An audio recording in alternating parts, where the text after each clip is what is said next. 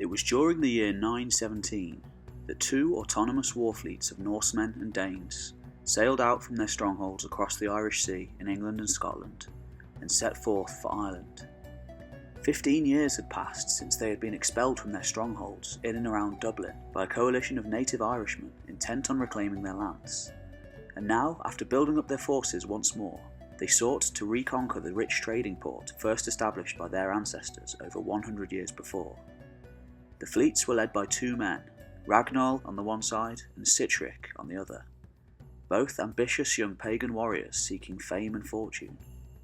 Both members of the famous Uí Ímair dynasty which had ruled in Ireland for generations, and thus both possible descendants of Ivar the Boneless, the son of Lodbrok who had devastated the kingdoms of the Anglo-Saxons in England 2 generations before at the head of the Great Heathen Army.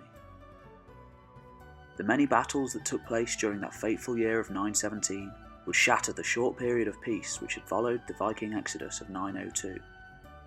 Sitric's birth date is unknown, but as a member of the Uí Ímair dynasty, he is likely to have been amongst the Scandinavian leadership who were expelled from Dublin and other Viking-founded ports by the native Irish in 902. It's likely that this mass exodus was mostly forced upon the elite.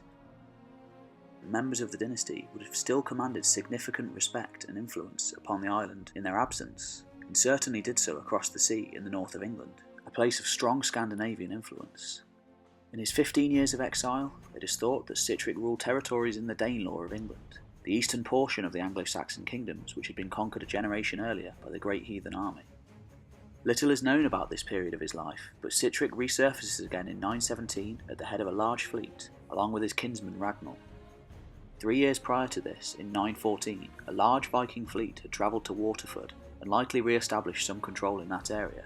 This incident was subsequently followed by more raiding and settlement in Limerick in the following year. Viking raids tended to have a spiralling effect as word spread and more young men looked to make a name for themselves by joining in on those successes. Thus, Ragnall and Sitric decided that it would be a good time to return to what they likely considered to be their birthright, and to punish those who had expelled them from it all those years before. After gathering armies around them and building up their resources, Ragnall sailed his fleet to Waterford and established control over the surrounding areas, whereas Sitric landed just to the north in Leinster. Sitric barely held on as the Irish High King, Niall Glundubh, marched his forces south to engage the invaders from the sea. He was only saved by defeat by the timely arrival of Ragnall, and together they pushed the Irish back.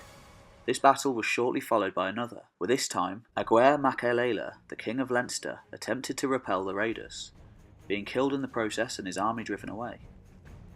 His death marked the end of effective Irish opposition to the Viking return, and shortly afterwards, Sitric marched triumphantly on Dublin, establishing himself as king. Ragnall, on the other hand, returned to Northumbria, where he used the prestige he had gathered during this venture to establish himself as king in Northumbria. The Irish didn't give up their fight, however, and by 919, Niall Glundubh again tried to defeat the invaders, this time alongside a coalition of 6 Northern Irish kings.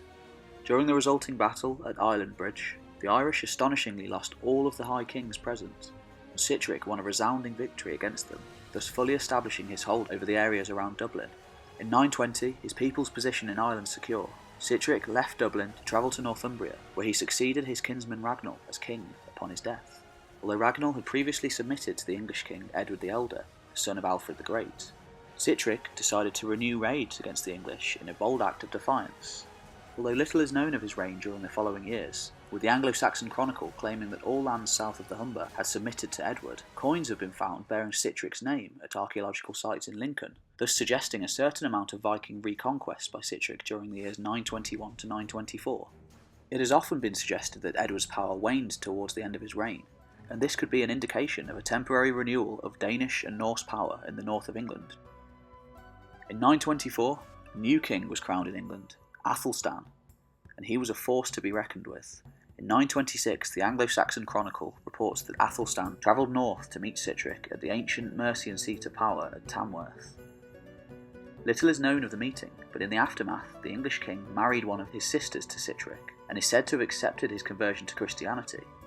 Although Sitric soon reverted to his pagan ways, this meeting is a sign of the immense power and influence still wielded by Viking rulers such as Sitric at the time.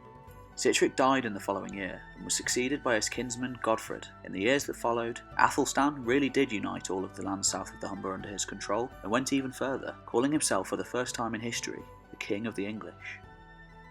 Yet despite this unification of England, Norsemen and Danes would continue to rule the British Isles, and in England for a century or more.